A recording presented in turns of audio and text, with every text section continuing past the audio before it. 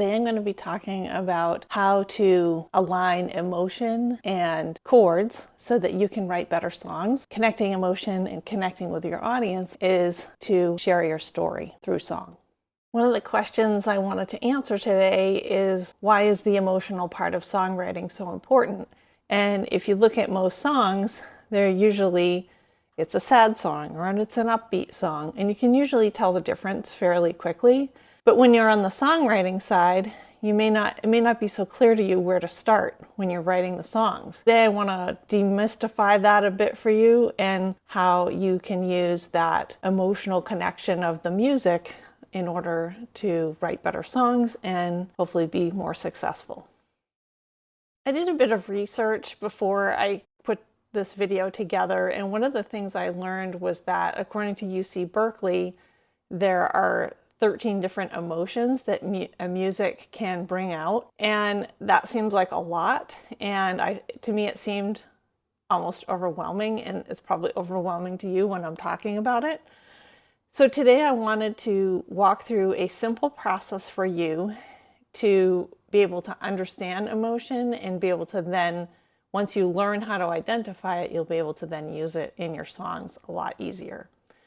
The other myth that I wanted to sort of debunk or maybe just clarify is that there's this concept or idea out there that if you're writing a song and you're using major chords, that it will automatically make it a happy song. And if you use a minor chord, it's automatically going to make it a sad song. And that isn't really the case. The other thing besides just individual chords you have to think about is this idea that you're doing one chord after the other.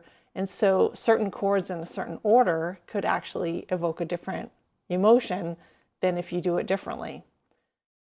Let's jump in. To get started with identifying emotion in music, I thought of this simple exercise to do.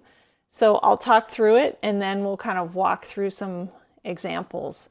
The first thing is, instead of having something like 13 different emotions, I thought just having 4 would be a great place to start. So starting with happy emotion, sad emotion, relaxed, and then also fear is another relatively easy one to identify. And so by using this smaller list, it should be easier for you to play a chord or a progression and then identify what the emotion is that you feel from that. And so, all right, let's start off with, I'm just going to go through a few different chords and then we'll kind of talk about the different emotions. I'll share what I think, but I want you to take your guitar or your instrument and walk through the same process. And then I've shared in the description below a free cheat sheet that you can use to then fill out for each chord that you play what you think the emotion is, and then you can use this as a guide as you're going forward with your songwriting. And I only included maybe 10 or 12 chords on that sheet, but you can do it for any chord that you want. You can add that to your list. Let's start with an easy one. Let's do G.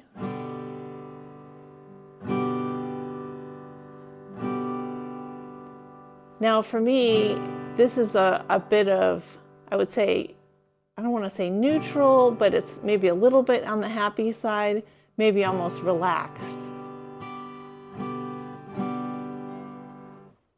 What do you think for you?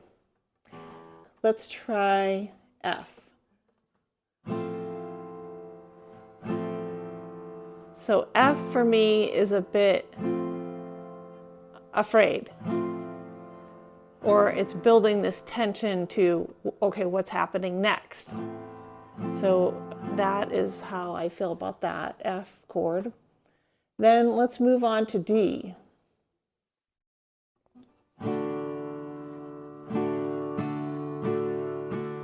And you notice I want to keep strumming. It has a bit of a more upbeat, positive, happy vibe, at least for me. And I want to hear what you think. And then I'll do another one. So I did all major chords there, so let me try a minor one. So let's try E minor.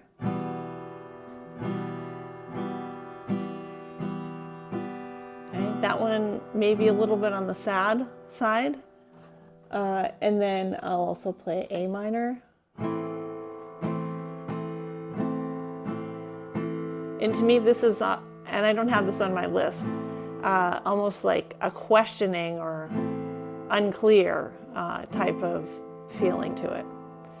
So you can see right away, I picked 4 different emotions, and already I kind of went past the 4.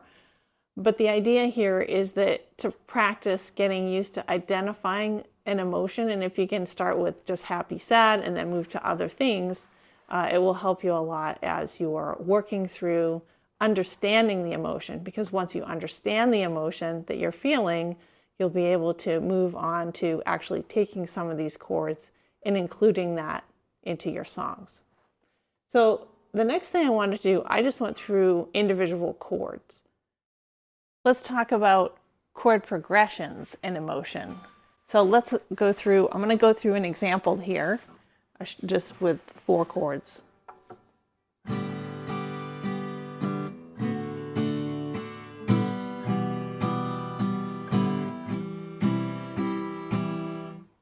And that is G, D, E minor, and C. And let's play it again.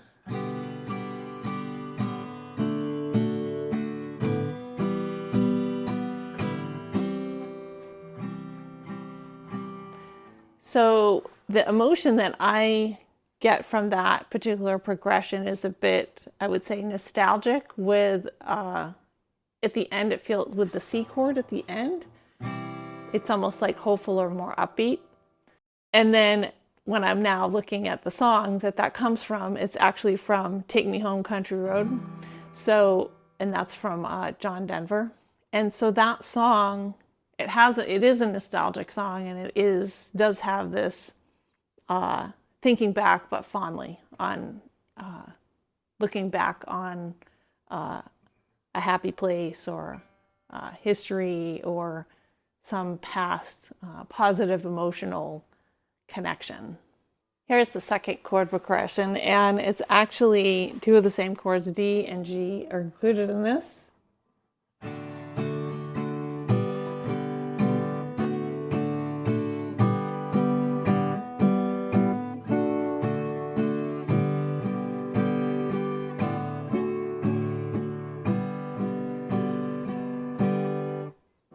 All right, so this particular song definitely has a more upbeat feel, and so I'll actually go ahead and sing this part for you.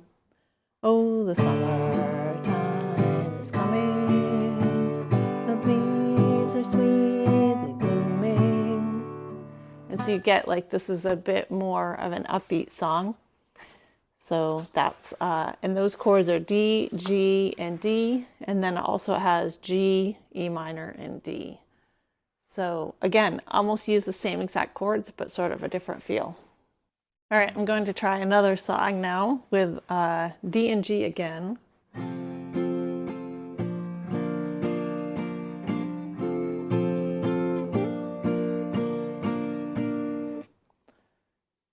So what do you think?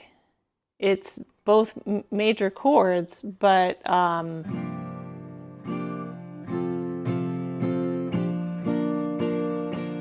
it's almost, it's kind of upbeat, but not. So let me sing the words and we'll see how it sounds with that. All my bags are packed, I'm ready to go. I'm standing here outside your door. I hate to wake you up to say goodbye. So you see when you get to that goodbye, which is the A chord, it does kind of like, it's a bit downer, a bit of a downer there. So I think one other thing we need to think about as you're writing songs is there's components in your songwriting.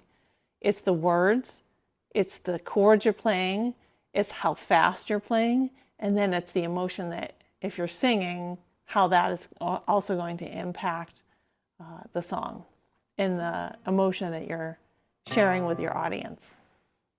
All right, here's another song I thought I would share. I'm going to play it. You'll probably recognize it.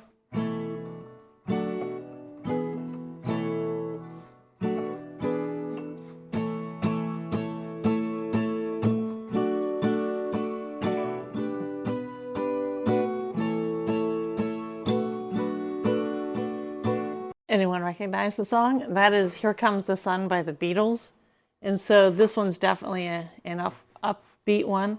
Here comes the sun, doo doo doo doo. Here comes the sun, and I say it's a... I hope you can try out the exercise here of trying to play some chords or some chord progressions from songs that you know, and then listen to those without the song or without the words, and see how that impacts the emotion of how you feel that song, and then use that in your future writing of songs. So for you, as you're thinking in terms of writing your next song, I hope that you'll be able to take some of these lessons you've learned here and apply that to your songwriting. I can't wait to hear how that is going for you. Please make sure to add your comments below about the video and anything else that I didn't answer as far as questions that you have about songwriting. I hope this video was helpful to you to understand more about connecting emotion and music for songwriting. I have a series on songwriting. I also have an individual video on the real story behind songwriting. So if this is interesting to you, please check those out. I have links in the description for other helpful, I have a free download and some other helpful information for you there. Please check it out, and I will see you next time.